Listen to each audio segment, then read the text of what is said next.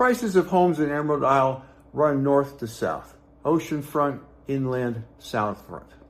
But how this town actually functions runs east to west.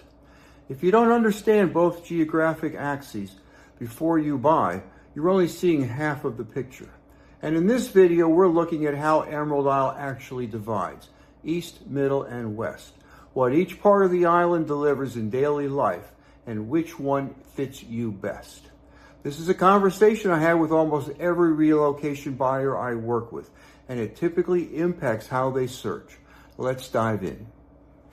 When it comes to how this town functions, like Gaul, Emerald Isle is divided into three parts, running east to west. Most buyers don't get this picture because they're focused on price, and price runs north to south. The south-facing oceanfront is at the top of the market. The north-facing soundfront carries its own premium. Different views, different water accesses, different buyers. Everything in between prices off its distance from the water. A non-waterfront lot on the east end and a non-waterfront on the west side are not priced differently because of direction. Water frontage drives cost. Direction drives character. And character is what this video is all about. The middle of the island is where the commercial district sits, the groceries, the restaurants, the services that make year-round life function without a drive to the mainland. As you move east along Emerald Drive, the neighborhoods become more residential and the density thins. As you move west along Coast Guard Road, the same thing happens in the other direction, until the commercial corridor is well behind you and the island gets quiet. Same town, three parts, different characteristics, same water. The commercial district in the middle of the island is the functional core of Emerald Isle. This is where you find the grocery stores, the restaurants that stay open year-round, the hardware store, the handful of services that make daily life on a barrier island workable without crossing the bridge to the mainland every time you need something. For a full-time resident, proximity to the middle matters in ways that are easy to underestimate during a summer visit. In July, everything feels accessible because everything is open and you're in vacation mode. The February test is quite different. On a Tuesday in February, when you need groceries and the weather is raw and the bridge traffic is light, but the drive still takes time, how far are you from that commercial corridor is something you feel. Living in or near the middle means that the friction is low. It also means you're in the most active part of town year-round. The most traffic in summer, the most activity on weekends, the most density in the surrounding neighborhoods. For some buyers, that's a feature. For others, it's exactly what they moved here to get away from. As you move east along Emerald Drive away from the commercial district, the island becomes progressively more residential. The neighborhoods thin out, the lots get quieter, and the commercial activity of the middle drops behind you. The east end attracts buyers who want the coastal residential characteristics of Emerald Isle without being in the middle of whatever is happening on the busier stretches of the island. You still are on boat banks. The beach is still there. The sound is still there. But the daily rhythm of life is quieter, and the neighborhoods around you reflect that.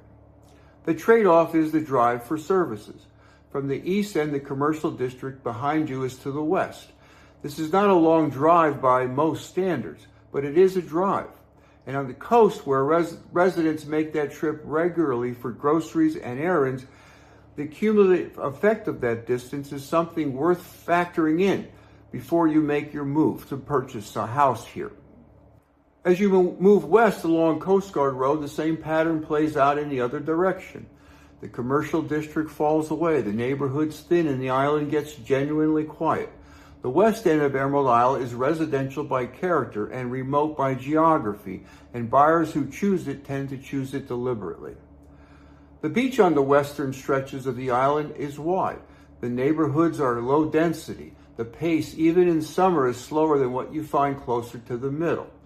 For a certain kind of buyer, one who moves to a barrier island specifically for separation from activity and density of the world they left, the west end is not a trade-off, it is the point. What you give up is proximity. A grocery run from the far western end of town at the Point involves a meaningful drive. Contractor services, restaurants, all of it is farther away. These are not deal breakers. They are honest realities of living on the quieter end of a 12-mile long town. And buyers who choose the West End knowingly tend to accommodate these factors without friction. Buyers who choose without thinking it through tend to notice it soon enough. At this point, most buyers realize that there are more moving parts to this decision than they expected. I moved to Emerald Isle in 2016, and I help people relocate here every day. So I see where people get tripped up when they're trying to make the right call. So I put together a guide that walks through how to think about these decisions, what to look for, what actually matters, and where people tend to get it wrong. If you want that, just text the word guide to 919-308-2292, and I'll send it to you. Now, let's keep going. Erosion on Emerald Isle is not a property-specific question. It is a town-wide reality that plays out differently depending on where you are along those 12 miles. The eastern part of town, particularly the numbered streets, have historically experienced the most significant erosion. Following 4 hurricanes and a nor'easter in the late 1990s, oceanfront homes along the numbered streets had no beach in front of them. None. That was the event that created the political will and funding for the beach nourishment plan that is now a permanent feature of how this town manages its shoreline. The western part of town has a different erosion dynamic.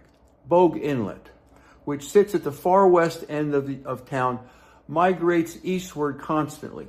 Periodically, the town dredges the inlet to push it back west towards Bear Island, and the sand from that dredging helps fund beach nourishment along the rest of the town beaches.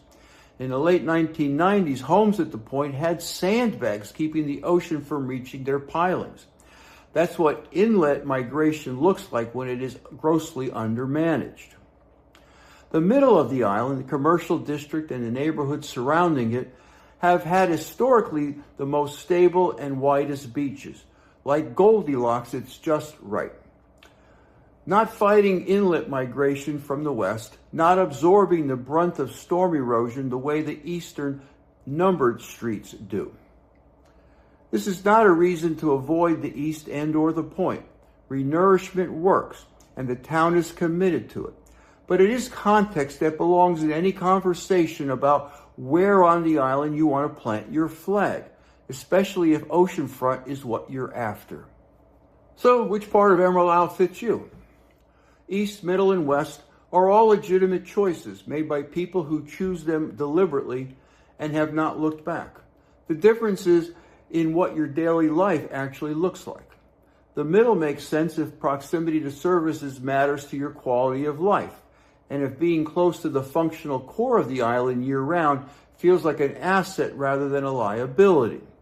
The East End makes sense if you want residential quiet of Emerald Isle with a manageable drive for services, and if lower density and calmer neighborhood characters are worth it more to you than the walking distance to the grocery store.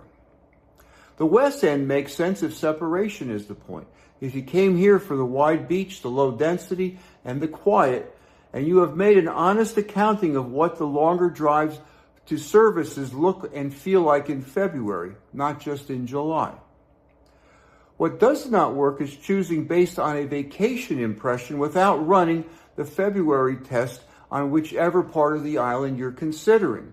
I have watched buyers fall in love with the West End in August and quietly recalibrate 6 months after moving in. Both types of recalibration are avoidable with the right conversation before you buy. I specialize in helping people relocate to Emerald Isle, especially when time is limited, vacation days are scarce, and you need clarity before you ever get in the car or on the plane. I know what these questions feel like to answer because I answered them myself before I loaded the moving van. And now for my Denis Fit Test. You are in a position to move forward confidently if you have run the February test honestly on the part of the town you are considering buying a home in, not just imagining what it would be like in July. if you know how far you are from the commercial district and have decided that distance works for you in your daily life. And if you understand that direction does not drive price on this island or town, water proximity does. Together, these considerations give you the framework to search correctly. You need to slow down if you're considering a location based on a vacation impression. If no one has explained to you that the town has 3 distinct characters running east to west, or if you've been searching by compass direction rather than by what your daily life requires. Get the framework right first, then go find the property. Here's what I'd like to know from you. If you have spent time here in Emerald Isle, which part of the town pulls you? East, middle, or west?